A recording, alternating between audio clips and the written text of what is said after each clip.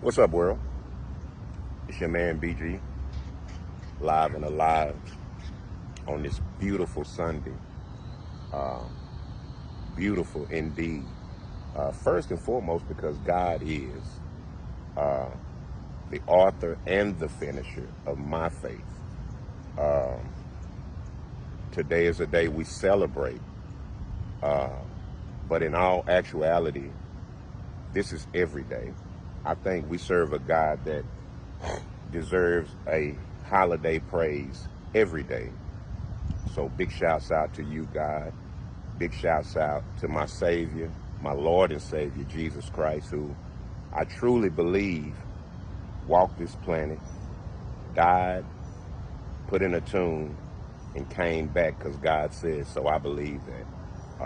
This year, God has challenged me in ways that I never thought I'd be challenged. But when I look at the process of that led up to those challenges, I realize that preparation has been up until those points. And so I'm so grateful to God that He is.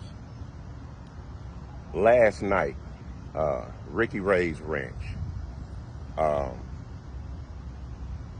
this was not, I heard one of Miss Wendy say it didn't seem like a normal collaboration. And to be quite honest, that discernment was real because it wasn't.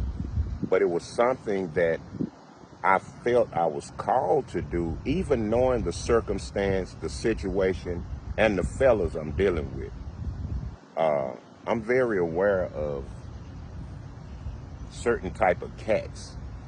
Uh, I have a problem with men who surround themselves with men who say yes all the time. I think if a man is surrounding himself with other men who always are saying yes, at some point that's going to corrupt that man. That man is going to start to think that he is above not only the law but the next man. And I've seen that process play out. Uh, Last night was beautiful, not because of Ricky Ray's Ranch, because ain't nothing beautiful about Ricky Ray's Ranch. What was beautiful last night was the love and the support that people showed coming out and on their way out. That was the most impressive thing. That whole deal, me and Rick had a conversation. Now, before the conversation, I had a prepping, and I appreciate that prepping. But I came to Rick and I proposed a deal to see how much it would cost me to do something exclusively at the ranch. Uh, Rick has been trying to get me to do something at the ranch for a while now, just trying to collaborate with me for a while now. But because of what I know, that being the reason. But last weekend, like I said, I had a spirit that challenged me. Uh, and what I figured out, it exposed me and Rick. Uh, so I went through with it. We had an agreement. At the end of the day, nothing turned out as far as what the agreement said, to make a long story short. Okay. During the party, there were fire pits. Now, the fire pits had become a little bit overexhausted, and so there was smoke coming. The smoke just happened to be going in the direction of the biggest group or party that we had to enter the place. Big shouts out to Renee. I love y'all. I appreciate y'all. I appreciate y'all's camaraderie just together, and I love and appreciate the fact that y'all thought enough about me to come. So these ladies were having a good time. They're out there drinking. They're having a good time. They're spending money. The plates are about to get ready, and they started complaining about the smoke. Well, I could obviously see that it was a problem with the smoke, so I went and checked on them. Well, as I was checking on them, I noticed that a gentleman that works with Rick started, handling the fire. Big shouts out to you, brother. You was in all black cowboy hat, but you didn't have your boots. But big shouts out to you. So he started adjusting the fire for the ladies.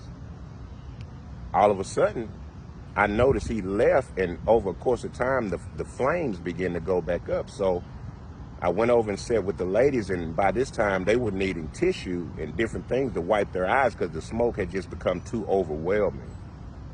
So like me, and like the agreement we made that we were here to accommodate these ladies because they're the centerpiece of everything, I went, got tissue, did what I needed to do, and then I immediately went to the fire and started putting the fire out. Well, while I'm putting the fire out to accommodate these ladies who have came in here and are spending money and having a good time and a great look for the party, Rick walks over to me and puts his arm around me and says, "You know you disrespecting me." I said, "Rick, how am I disrespecting you, brother? If they don't like the smoke, it's other areas here they can go sit. We don't accommodate them. They just need to move. If they don't like the smoke, they can move. They done already spent their money. They done already did this, that, and other. If they don't like it, move and make room for the next party." And I said, "Rick, that wasn't what we talked about. We talked about accommodating these ladies, and the best thing to do, even not on no nigga shit, but from a business standpoint, the customer is always right, especially when they showing up." I said, "Rick, the thing to do would be to put that out." No. But see, nobody knew who Rick was. So when you dealing with niggas like that need people to know who they are, that's why I'm saying Ricky Ray's Ranch all this week. That's how they act. So now they know who you are. By next thing you know, I disengaged from that whole situation. I'm back into service mode because I already see this is some bullshit. Next thing you know, I look up, about 15, 20 people are walking out of the door, complaining and saying, "Hey, Benny, we love you, but we got to go." And I don't blame them at all. So I went to Rick. I said, "Rick, now," and I'm still being political with this guy. I said, "Rick, now, what you said, do it still make sense to you? Because they gone, and the people that you were saying they were making room for, they ain't showing up. And the people you said was coming, I don't see them either." Meanwhile, my phone is ringing. People are still trying to get directions. People are on the way. And I'm saying, nah, I don't even want them crashing out like this. The people that were here, that was beautiful. But I don't want anybody else walking into an experience like this that has my tag on it. What was meant for evil is out in the wash when you're dealing with real men, when you're dealing with righteous brothers. Well, the weapon that was formed, it prospered. It didn't prosper. Let me take that back. It didn't prosper.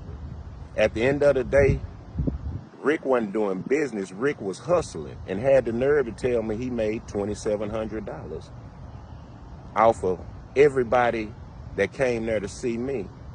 So you made the money, okay. I can't do nothing about the people gone.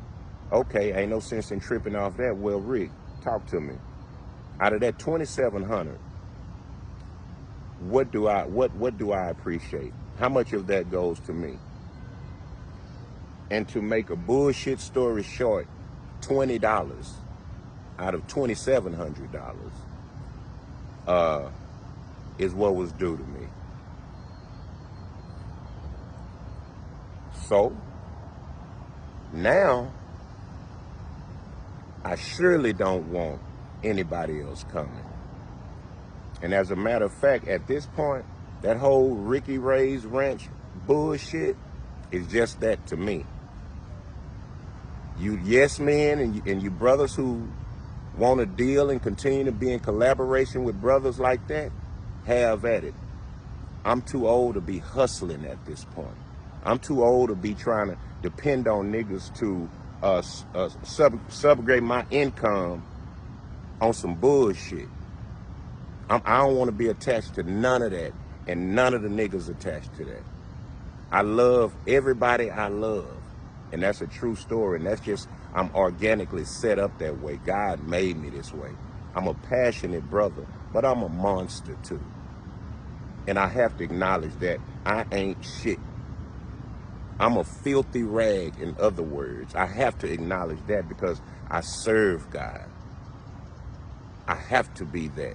I have to acknowledge that. I'm no better than no other man walking on this earth, but I think I take a responsibility that a lot of men don't. So, to my loved ones, Dallas Millionaire is on deck. Can't nothing stop Dallas Millionaire. Can't nothing stop him. And if you out in this city and you doing your thing, you are a Dallas Millionaire. Dallas Millionaire is just not me. God just gave it to me, just like he gave me this. His eternal message. He gave me this, but I ain't the only message. I ain't God's only message. You're the message too, especially when you're doing righteous things. That janky shit, that getting by shit, that hustler shit, that street shit. Do that with them other people. Don't do that with your own people. If you such a hustler, stop fucking over your own people.